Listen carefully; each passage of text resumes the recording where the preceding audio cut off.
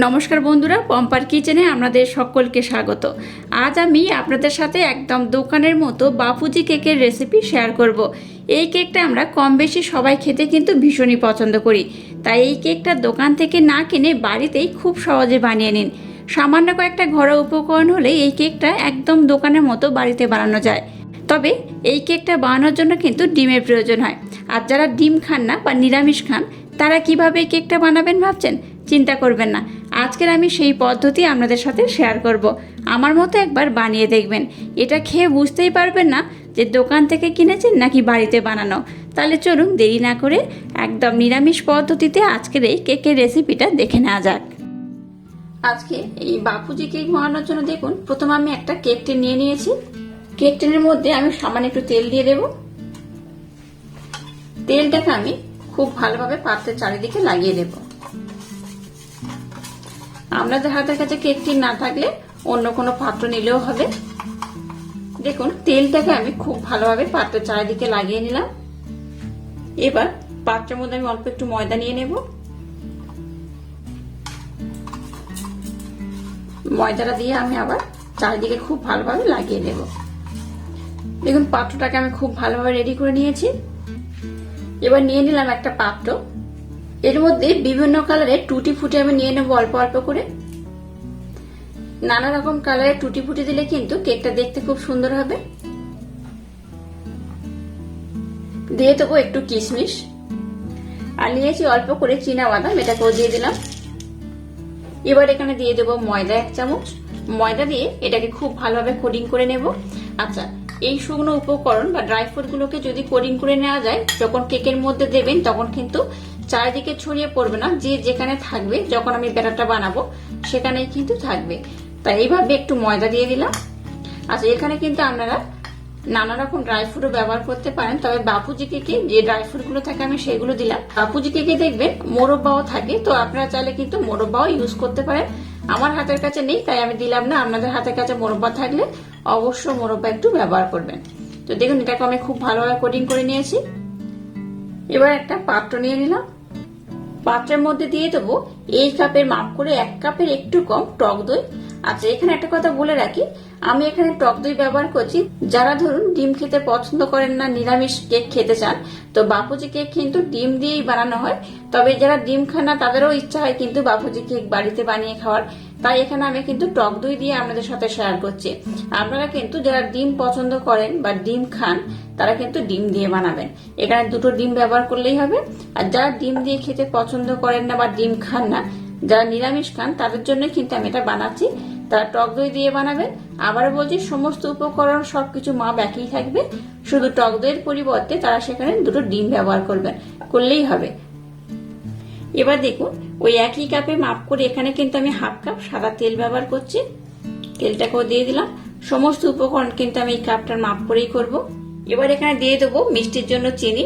দেখুন, এখানে আমি চিনিটাকে ব্লেন্ড করে নিয়েছি। আপনারা চাইলে কিন্তু গোটা চিনিও ব্যবহার করতে পারেন, তবে গোটা চিনি ব্যবহার করলে কি হবে, এটা ব্লেন্ড করতে কিন্তু অনেকটা সময় লাগবে। তাই চিনিটাকে যদি এইভাবে গুঁড়ো করে ব্যবহার করেন তাহলে কিন্তু খুব ভালো হয়। যতটা টক দই নিয়েছি আমি কিন্তু ততটা চিনি নিয়ে নিয়েছি। আপনারা চাইলে কিন্তু মিষ্টির পরিমাণটা একটু কম বেশি করে দিতে পারেন। তো আমরা চিনিটাকে দিয়ে দিলাম।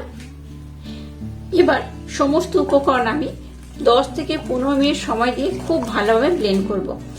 যত আপনারা এই ব্যাটারটাকে খুব সুন্দর করে ব্লেন্ড করে রেডি করবেন, আজকের কিন্তু কেকটা ততটাই নরম হবে, ততটাই স্পঞ্জি হবে। ডিম দিলে কিন্তু কেকটা বেশ অনেকটাই ফলে। যেহেতু আমি ডিম ব্যবহার করব না, তাই কিন্তু টক দই দিয়েছি। টক দইও কিন্তু কেকটা খুব সুন্দর ফলে, তবে ডিম দিলে কিন্তু একটু বেশি ফলে। তো যাই হোক, এটাকে কিন্তু খুব ভালোভাবে ব্লেন্ড করতে হবে। যত ভালোভাবে ব্লেন্ড করবেন কেক কিন্তু ততই সুন্দর হবে, স্পঞ্জি হবে, নরম হবে, তুলতুলে হবে, আর খুব সুন্দর হয়ে ফুলবে। এটাকে আমি 10 থেকে 15 মিনিট ধরে এই ক্লকওয়াইজ ভাবে কিন্তু ব্লেন্ড করব। যারা অ্যান্টি ক্লকওয়াইজ করবেন অ্যান্টি ক্লকওয়াইজ করবেন, আর ক্লকওয়াইজ করলে ক্লকওয়াইজ করবেন। যে কোনো একদিকে কিন্তু ব্যাটারটা ঘোরাবেন, তাহলে কিন্তু কেকটা আরো সুন্দর হয়। তো এইভাবে আমি 10 থেকে 15 মিনিট ধরে ব্যাটারটাকে ব্লেন্ড করে নেব। আর 15 মিনিট ব্লেন্ড করার পর দেখবেন ব্যাটারের ঘনত্বটাই পাল্টে যাবে, একদম চেঞ্জ হয়ে যাবে। তো যাই হোক, এটাকে ব্লেন্ড করার পর আমি আপনাদের দেখাচ্ছি এই ব্যাটারটা কেমন হয়েছে। দেখুন, এটাকে আমি 10 থেকে 15 মিনিট সময় দিয়ে খুব ভালোভাবে কিন্তু ব্লেন্ড করে নিয়েছি। আর ঘনত্বটা দেখুন কেমন হয়েছে।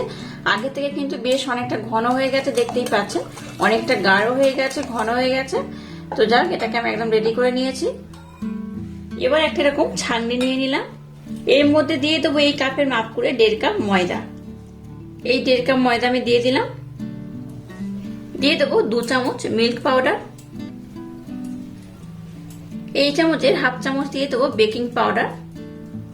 আর যতটা বেকিং পাউডার দিয়েছি তার 3 ভাগের 1 ভাগ দিয়ে দেবো খাবার সোডা বা বেকিং সোডা। দিয়ে দেবো সামান্য একটু লবণ। লবণটা অপশনাল, ব্যবহার নাও করতে পারেন। এবার সমস্ত উপকরণ খুব ভালোভাবে চেলে নেব। আচ্ছা, এখানে আমি দেখুন মিল্ক পাউডার ব্যবহার করেছি। আপনাদের হাতের কাছে মিল্ক পাউডার না থাকলে মিল্ক পাউডারের পরিবর্তে লিকুইড দুধও ব্যবহার করতে পারেন। আর এখানে যে ময়দা ব্যবহার করেছি, অবশ্যই কিন্তু এখানে ময়দাটা ব্যবহার করতে হবে। বাপুজি কেক কিন্তু ময়দা দিয়ে হয়।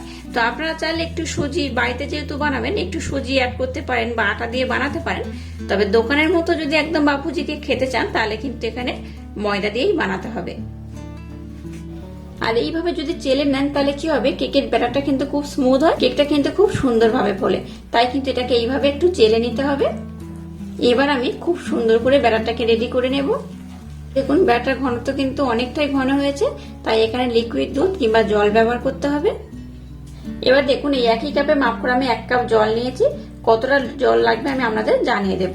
আচ্ছা, এখানে আমি যে জল ব্যবহার করছি এই কারণে, আমি যেহেতু এখানে মিল্ক পাউডার মানে গুঁড়ো দুধ ব্যবহার করেছি। আপনাদের হাতের কাছে গুঁড়ো দুধ না থাকলে আবারও বলছি, তখন কিন্তু লিকুইড দুধ ব্যবহার করবেন। দুধ কিন্তু এখানে ব্যবহার করতে হবে। আমার হাতের কাছে লিকুইড দুধ নেই, তাই কিন্তু আমি এখানে মিল্ক পাউডার ব্যবহার করলাম। আর যাদের হাতের কাছে লিকুইড দুধ আছে তারা মিল্ক পাউডার ব্যবহার না করলেও লিকুইড দুধ দিয়ে কিন্তু ব্যাটারটাকে গুলবেন, তাহলে খুব ভালো হবে। তো যাই হোক, লিকুইড দুধ কিংবা মিল্ক পাউডার যে কোনো একটা অবশ্য ব্যবহার করবেন। এবার আমি ব্যাটারটাকে খুব ভালোভাবে ব্লেন্ড করে নেব। দেখুন ব্যাটারটাকে কিন্তু আমি খুব ভালোভাবে ব্লেন্ড করে নিয়েছি। আর ঘনত্বটা দেখুন কেমন হয়েছে, এইরকমই হয়েছে। খুব ঘন নয় আবার খুব পাতলাও নয়, এইরকমই হবে। এবার এখানে আমি ভ্যানিলা এসেন্স ব্যবহার করব। খুব বেশি নয়, 1 চামচের মতো দিলেই হবে। 1 চামচের মতো দিলে কি হবে, এর কালারটা খুব সুন্দর হবে আর স্মেলটাও কিন্তু দারুণ হবে। আপনাদের হাতের কাছে ভ্যানিলা এসেন্স না থাকলে আপনারা কিন্তু এখানে একটু এলাচ পাউডারও অ্যাড করতে পারেন। এবার দেখুন ময়দার সাথে যে ড্রাই ফ্রুট গুলোকে আমি খুব ভালোভাবে কোটিং করেছিলাম সেটাকে নিয়ে নিলাম। সম্পূর্ণ ডেকান আমি দিয়ে দেব। আবার এটাকে আমি খুব ভালোভাবে ব্লেন্ড করে নেব। এরকম ড্রাই ফ্রুটে ভরপুর কিন্তু এই কেকটা দারুণ খেতে লাগে। একবার হলো ট্রাই করবেন, অসম্ভব মজাদার হয়। দোকানের স্বাদ কিন্তু বাড়িতেই বসে পেয়ে যাবেন। তো যাই হোক, এটাকে আমি আরেকবার খুব ভালোভাবে ব্লেন্ড করে নেব। আচ্ছা, ড্রাই ফ্রুট দেওয়ার পর ব্যাটারটা কিন্তু একটু ঘন হয়ে গেছে, তাই একটু আমি জল ব্যবহার করছি। এখানে দেখুন 1 কাপ আমি জল নিয়েছিলাম, সেই 1 কাপ জলের 3 ভাগের 2 ভাগ আমি ব্যবহার করেছি। 1 ভাগ কিন্তু রয়ে গেছে। তাহলে বুঝতেই পারছেন সমস্ত কিছু কিন্তু এই কাপের মাপ করে আমি ব্যবহার করেছি।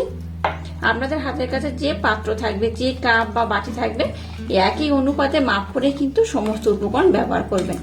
দেখুন একটু জল দিতে কিন্তু ব্যাটার ঘনত্ব একদম রেডি হয়ে গেছে।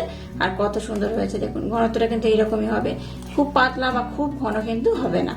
যাই হোক, আজকের এই বাপুজি কেক বানানোর জন্য ব্যাটারটা কিন্তু একদম রেডি হয়ে গেছে। এবার আমি কেক টিনটাকে নিয়ে নিলাম। এবার এই ব্যাটারটাকে আমি কেক টিনের মধ্যে দিয়ে দেব। একটু উপর দিয়ে ঢালবেন, তাহলে কিন্তু এর মধ্যে এয়ার বাবলস বা কোনো লাম্পস কিন্তু থাকবে না। দেখুন সম্পূর্ণ ব্যাটারটাকে দিয়ে দিয়েছি। এবার এটাকে আমি একটু এইভাবে ট্যাপ করে নেব। এবার দেখুন গ্যাসটা জ্বেলে দিয়ে একটা কড়া বসে এরকম একটা স্ট্যান্ড দিয়ে দিয়েছি। এবার ব্যাটারটাকে আমি এই স্ট্যান্ডের মধ্যে বসিয়ে দেব। কড়াটাকে কিন্তু আমি প্রথমে খুব ভালোভাবে গরম করে নিয়েছি। এবার ব্যাটারটাকে বসিয়ে দিলাম। এবার প্রথমে গ্যাসের ফ্লেমটাকে 5 মিনিট হাই দেব। 5 মিনিট পর গ্যাসের ফ্লেমটাকে একদম লো করে ঢাকা দিয়ে এটাকে আমি খুব সুন্দর করে বানিয়ে নেব। দেখুন আমি 40 মিনিট পর দেখাচ্ছি এটা কত সুন্দর কালার হয়েছে। দেখুন খুব সুন্দর কালার হয়েছে। এটাকে যদি আরেকটু বেশি লাল করতে চান তাহলে কিন্তু আরেকটু সময় দিতে হবে। এবার দেখুন একটা টুথপিন নিয়েছি, টুথপিনের মাধ্যমে আমি দেখাচ্ছি এটা কতটা সুন্দর হয়েছে। এই দেখুন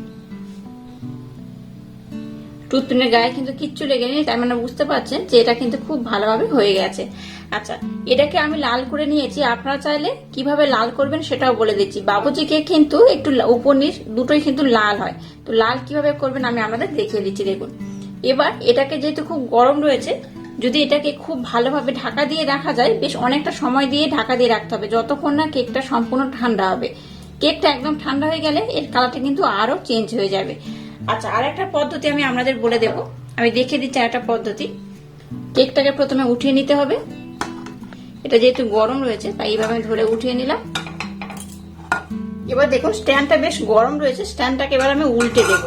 এই দেখুন এইভাবে উল্টে দিলাম স্ট্যান্ডটাকে। এবার যেহেতু কেকটা গরম রয়েছে, কেকটাকে এইভাবে ধরে আমি উল্টে দেব।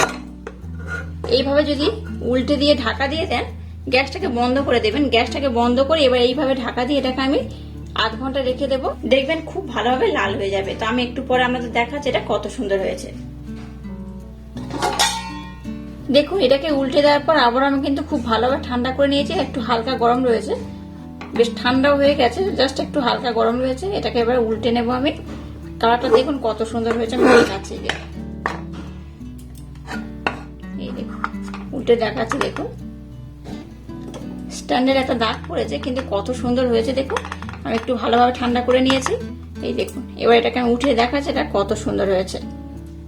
এবার দেখুন কেকটাকে আমি নিয়ে নিলাম। এবার এটাকে আমি উল্টে নেব। খুব সহজে কিন্তু এটা উল্টে চলে আসবে। দেখুন প্লেটের মধ্যে চলে আসবে।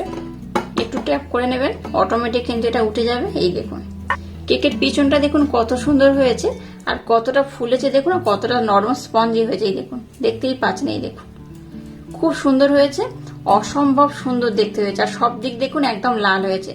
বাপুজি কেক যেমন হয় ঠিক সব দিকে লাল, কিন্তু সেই রকমই লাল হয়েছে। দেখতেই পাচ্ছেন কত সুন্দর একটা কালার হয়েছে। এই দেখুন পিছনটাও খুব সুন্দর হয়েছে, ধারগুলো দেখুন, এই সাইড পোর্শন গুলো দেখুন খুব সুন্দর হয়েছে, আর উপরের পোর্শনও দেখুন কত সুন্দর হয়েছে।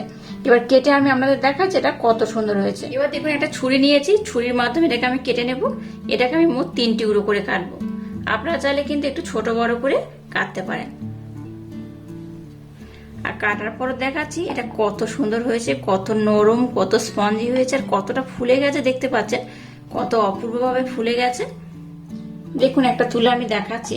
এই দেখুন ভিতরটা দেখুন ড্রাই ফ্রুটে ভরপুর, যেটা যেখানটা ছিল সেরকম কিন্তু আছে। এই দেখুন কতটা স্পঞ্জি, কতটা নরম হয়েছে। এই দেখুন একদম চাপ দিলে কিন্তু ভেঙে যাবে, এতটাই নরম, এতটা স্পঞ্জি হয়েছে। দোকানে যেমন খেতে হয় এটা কিন্তু ঠিক সেই রকমই খেতে। অবশ্যই একবার ট্রাই করবেন, আশা করছি আপনাদের ভীষণ ভালো লাগবে। এটাকে আমি আবারও টুকরো টুকরো করে কেটে নেব।